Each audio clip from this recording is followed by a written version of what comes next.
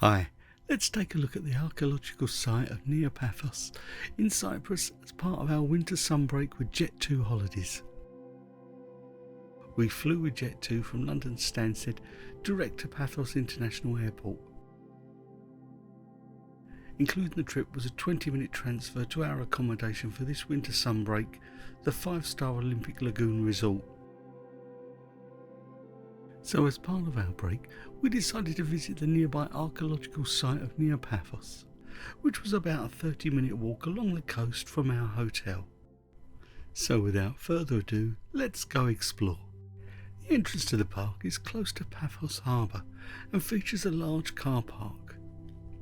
The cost to visit this UNESCO site was around about €4.50 per person, which I think was very reasonable. You can download a UNESCO app to help you explore the site free of charge too. Our first discovery is the House of Aion, which dates from the 4th century AD. Walls have been rebuilt around what would have been the reception hall, which features a collection of impressive mosaics, from geometric patterns to more decorative storytelling.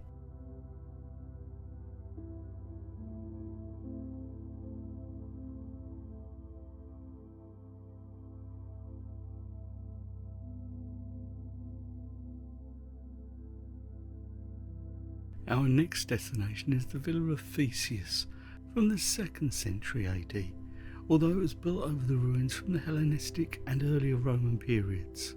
It's from here you realise how large the site is. I don't know exactly how big, but it took us around 2.5 hours on our visit.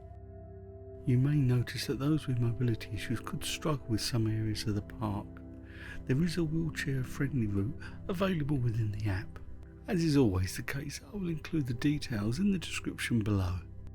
There are some things that just blow you away, like this mosaic.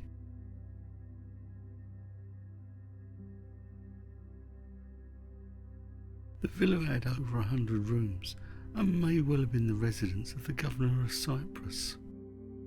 The scale and grandeur of the building is not to be underestimated. It would be wonderful to know what it would have looked like during its heyday. The first archaeological digs here took place in 1962 and it was granted UNESCO World Heritage status in 1980. Work is still ongoing to discover more of the site.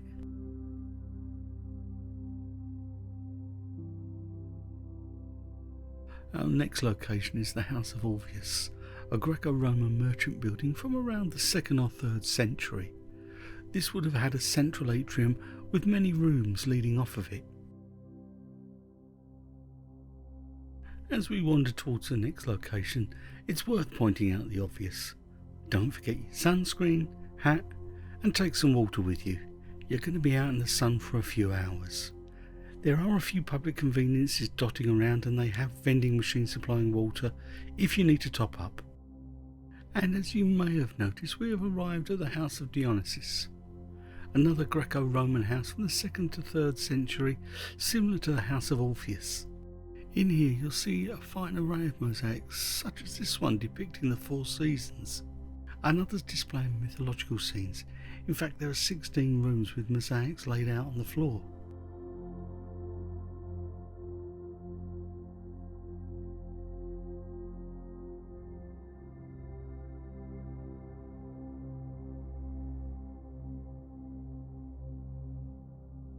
There are some incredible geometric patterns.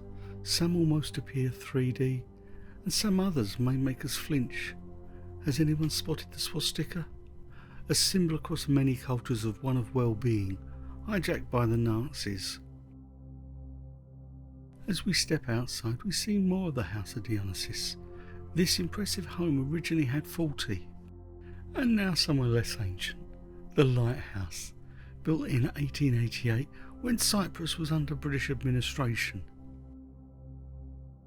It's a typical British lighthouse of the period, and its beam can be seen for 17 nautical miles.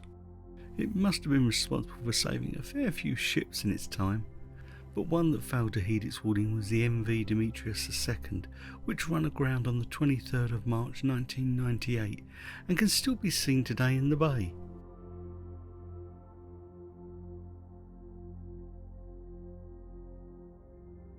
And now we reach the Odeon, which would have been a small 2nd century theatre, which has now been heavily restored. In the summer months, it's still used for performances.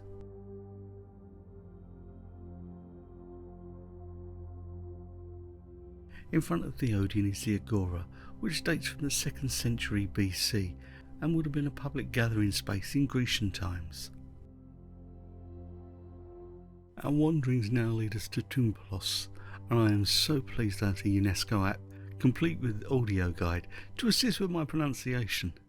It also helps with the detail that tells me that this was originally believed to be a Ptolemaic army camp, although now thought to be a temple to the god Apollo and still being excavated. It reminds me of the Tomb of Kings just a couple of miles up the road. If you haven't seen our video on that, then I'll pop that up at the end, along with the video of our accommodation for this winter break, the Olympic Lagoon Resort. I love this access all areas approach. You are literally stepping through history. If you're enjoying this video, then please give us a like, it really helps.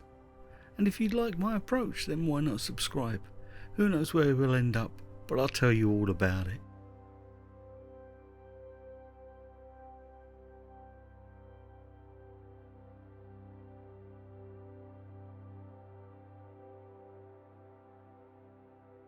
It seems so long ago we were at the lighthouse, and as I said, the archaeological site of Nea Paphos is a size. Make sure you're wearing comfy shoes. We're heading back to the entrance, but not before we check out one last ruin. The castle that is known as Saranda Kolones, which means 40 columns. And yes, as you can see, many of the original columns are scattered around the site. Created to protect the region from hostile raids, it was built in the 7th century AD and was in use up until it was destroyed by an earthquake in 1223.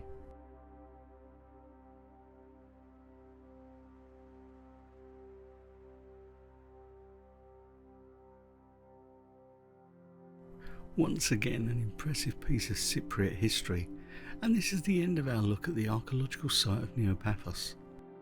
But there's a couple more places I would like to show you close by that are free to visit.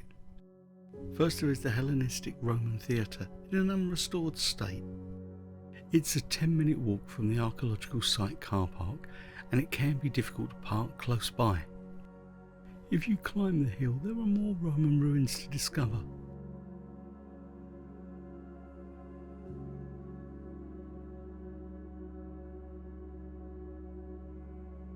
Our next site is the Basilica of Chrysopolitissa, which, as you can tell from my pronunciation, is not covered by the UNESCO app. There is also the bath complex, possibly from the Ottoman period.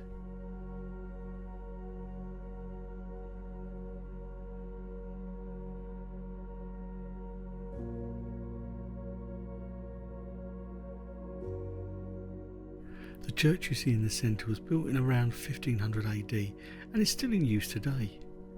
The original basilica was built in the second half of the 4th century AD and was one of the largest churches in Cyprus. Unfortunately, on our visit, the walkways through the site were closed, so we did not get close to St. Paul's pillar. Legend has it this is where St. Paul was whipped for preaching Christianity before the Roman governor converted. You can see the truncated pillar to the right of the tree. The size of the basilica must have been truly amazing, and you can only imagine how it would have looked. The medieval church that replaced it looks tiny in comparison.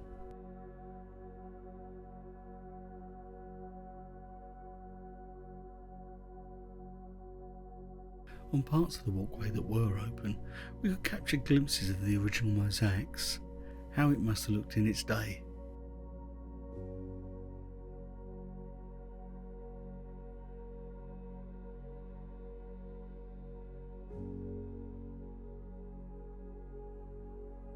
Well, that draws this video to a close. Thanks so much for watching. Remember, stay safe, stay well, and happy travels.